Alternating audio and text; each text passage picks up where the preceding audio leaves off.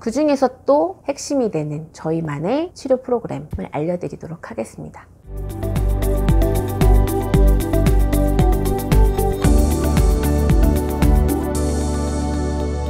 안녕하세요. 터치아이 대표 김승원입니다. 오늘은 치료에 있어서 가장 핵심 비결, 탑 시크릿을 공개하도록 하겠습니다. 저희가 아이들을 위해서 하고 있는 여러 가지 방법 중에 다르게 하는 부분들이 굉장히 많아요. 일단 장난감도 없고 책도 없고 책상 앉아서 하는 활동보다는 계속 같이 움직이고 몸을 부대끼고 안고 구르고 하는 것들이 많은데, 그 중에서 또 핵심이 되는 저희만의 치료 프로그램을 알려드리도록 하겠습니다.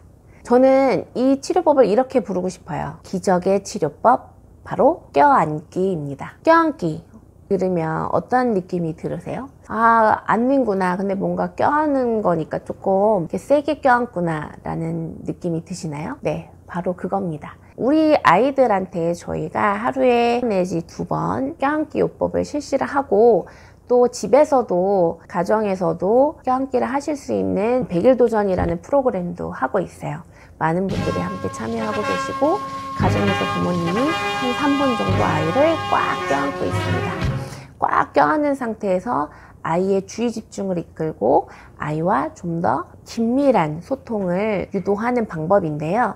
왜 이렇게 해야 되는지는 사실 책 한 권 분량으로 써도 모자랄 방법이 바로 껴안기예요. 근데 제가 껴안기에 대해서 다소 늦게 영상을 만들게 된 이유는 뭐냐면요. 우리 사회가 약간 각박해지고 또 무서운 일도 많이 나고 하니까 아이를 뭔가 꽉 껴안는 모습들에 대해서 오해를 하시는 분들이 되게 많아요.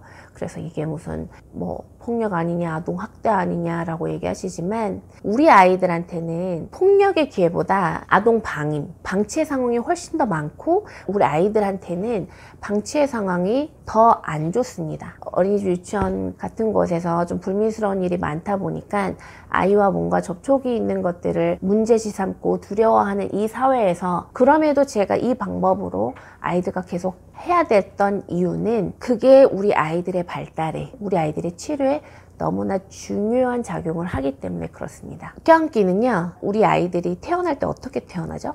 우리 아이들이 처음에는 엄마 뱃속에 있어요. 그래서 양수를 이제 먹고 있는데, 그러다가 밖에 나와서 양수가 아닌 이런 공기호흡으로 바뀌는 그런 엄청난 변화를 겪게 됩니다. 그 과정 가운데 뭐가 있냐면, 아이가 엄마 질을 이렇게 빠져나와서 출산을 하게 되죠.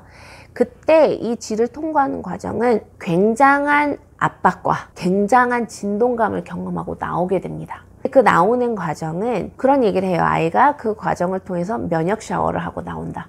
이런 큰 변화에 잘 적응하고 건강할 수 있는 면역 샤워를 하고 나온다고 하고, 우리 아이가 태어날 때부터도 이미 온 몸으로 진동과 압박을 경험하고 나왔다는 거는 우리 사람의 몸은 그게 필요하다는 거예요. 껴안기는 이와 같은 정말 탁월한 효과가 있습니다. 아이한테 너무나 중요한 영향을 미칩니다. 자, 우리 몸은요, 몸이 좀 뻐근하거나 뭔가 불편하면 우리는 어떻게 해요?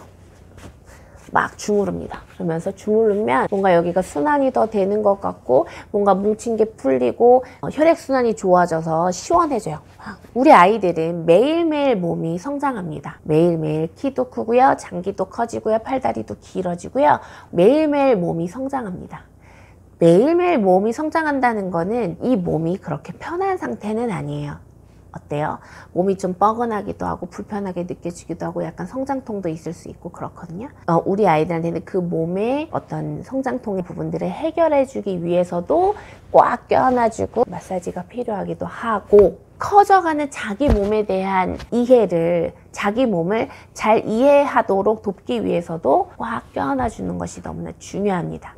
우리 체내에서는 어떤 작용에 의해서 필요한 호르몬이 발생이 되고, 그 호르몬을 뇌에 어떤 긍정적인 자극을 주게 되고 하거든요.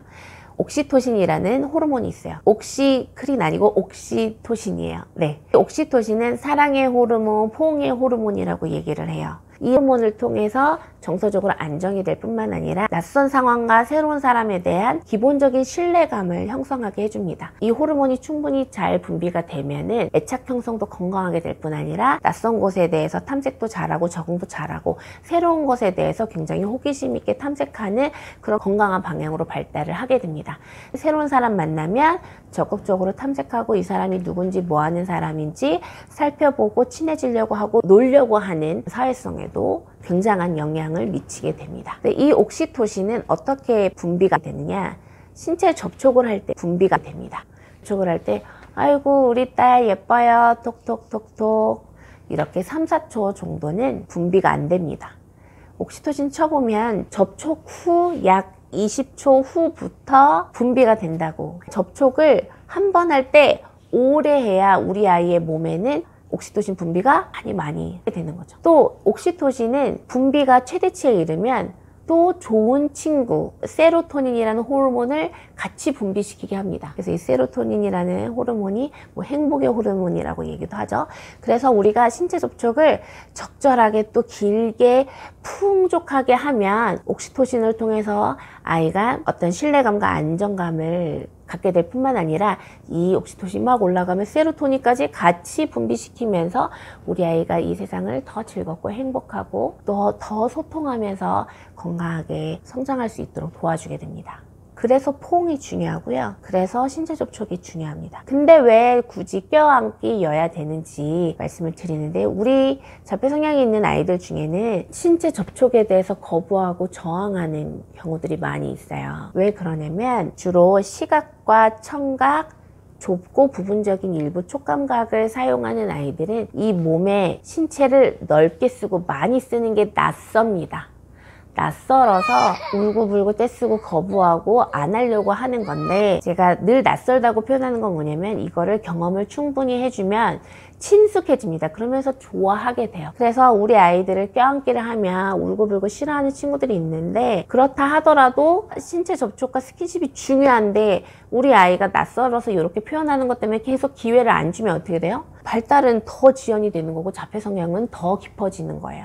껴안기를 이렇게 한 상태에서 아이가 싫어하든 그렇지 않든 이 접촉을 통해서 아이가 소통을 해야 돼요. 어떤 소통을 해요? 눈빛 교환합니다. 그리고 엄마의 체온에 대해서도 느끼게 되고 엄마 몸의 움직임에 대해서도 신호를 받습니다. 엄마가 힘이 이렇구나. 엄마 몸은 이렇게 움직이는 거구나. 엄마 배는 꿀렁꿀렁하고 발은 좀 딱딱하구나.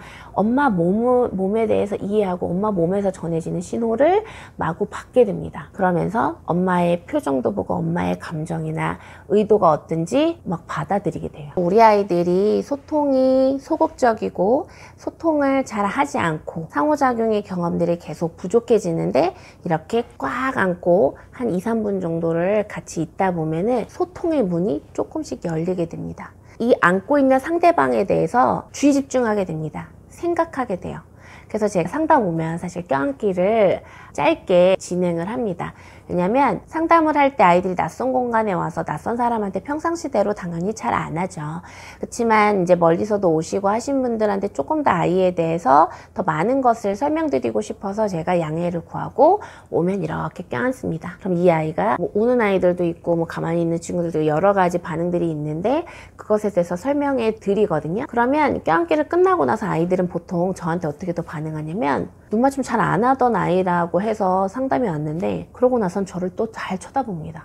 그러고 나서는 또 저한테 와서 또 관심을 더 보이게 되는 친구들도 있고요. 껴안기는 이렇게 친해지는데 관계 형성하는데 굉장히 효과적인 방법입니다. 그 껴안기에 대해서는 앞으로 이야기 드릴 게 굉장히 많을 것 같아요. 그리고 집에서 한번 해보시면 이게 무슨 의미인지 알게 될 거고 또 이거는 제가 아이들하고 수업을 할 때 제가 아이에 대해서 많은 정보를 얻고 아이가 표현하는 것들을 더 잘 읽어내기 위해서도 일부러 껴안기를 많이 했습니다. 이렇게 너무나 사랑스럽고 예쁜 아이들인데 뭔가 성향이 있고 발달이 느려서 왔어요. 근데 아이가 말을 하지 않고 표정도 별로 없고 보여주는 게 별로 없으니 그리고 뭔가 같이 하려고 하지 않고 그래서 도대체 지금 이 아이는 무슨 생각을 하고 있는 걸까 마음은 어떤 상태인가 궁금했어요. 그래서 다가가서 앉기 시작했습니다. 앉고 살폈죠. 그러니까 어떤 일이 벌어지냐면 이 아이가 읽어지기 시작했습니다. 읽어지니까 읽어지는 대로 소통하고 여러 가지 활동을 하다 보니까 훨씬 더 이 아이에게 적절한 자극을 줄 수 있었고